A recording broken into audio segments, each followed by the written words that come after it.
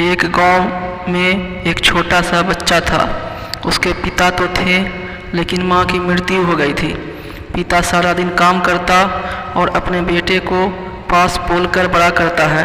वह सारे सुख अपने बेटे को देता है जो एक माँ दे सकती थी।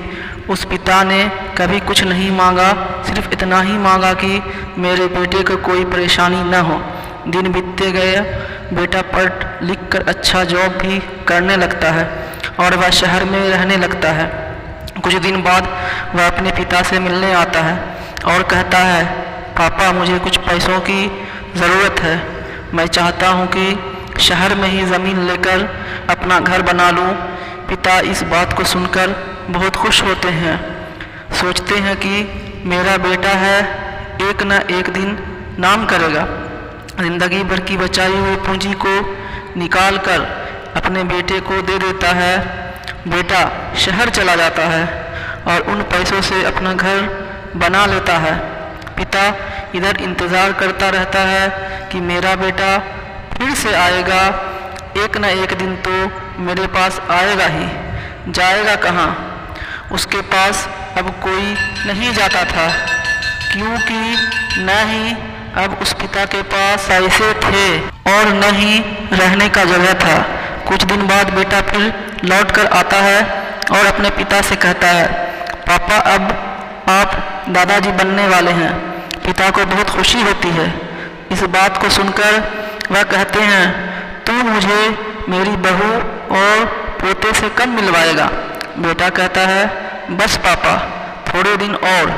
पापा मुझे कुछ पैसों की ज़रूरत है, क्योंकि आजकल थोड़ा जॉब में खींच बीच हो रहा है, जिसके कारण से मुझे कुछ दिन के लिए सस्पेंड कर दिया गया है। पिता के पास कुछ नहीं रहता है देने के लिए, लेकिन फिर भी कहता है, अच्छा बेटा तो रुक, मैं अभी आया कुछ पैसों का बंदोबस्त करके। पिता बाद में महाजन से कुछ पैसे उधार लेकर अपने बेटे को दे देता है और बेटा पैसा लेकर शहर चला जाता है। बरसों गुजर जाते हैं। पिता सोचते हैं कि मैं तो अब दादाजी बन गया हूँ, मेरा बेटा पता नहीं मेरे नाती को लेकर कब आएगा। फिर सोचने लगते हैं, समय नहीं मिलता होगा, इसलिए मेरा बेटा अभी तक आया नहीं, वरना आया ज़रूर होता। तब तक महाजन 2-3 आदमी को लेकर उस पिता के घर पे आता है और कहता है कि आपके वादे के मुताबिक मैं पूरे 3 महीने बाद आया हूँ अपने पैसे ले जाने। पिता कहते हैं, मेरे पास पैसे नहीं हैं देने के लिए। महाजन कहता है, जब पैसे देने नहीं थे लिया क्यों? तब पिता कहते हैं, ठीक है रुको, मैं तुम्हारे लिए पैसों का बंदोबस्त करके आता हूँ। और वह वहाँ के नज़दीकी अस्पताल में चले जाते हैं।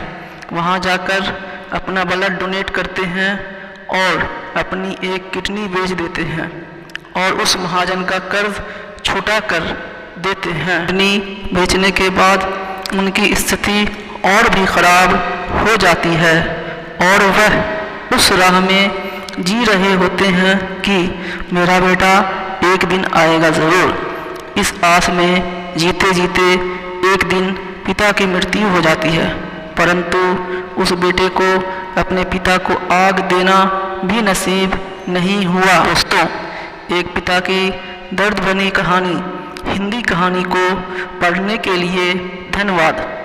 आपको ये कहानी कैसी लगी नीचे कमेंट करके हमें ज़रूर बताइएगा। अगर आपको ये कहानी पसंद आई हो तो अपने दोस्तों के साथ शेयर ज़रूर करें और ऐसे ही प्यारी कहानियाँ सुनने के लिए हमारे YouTube चैनल से जुड़ें।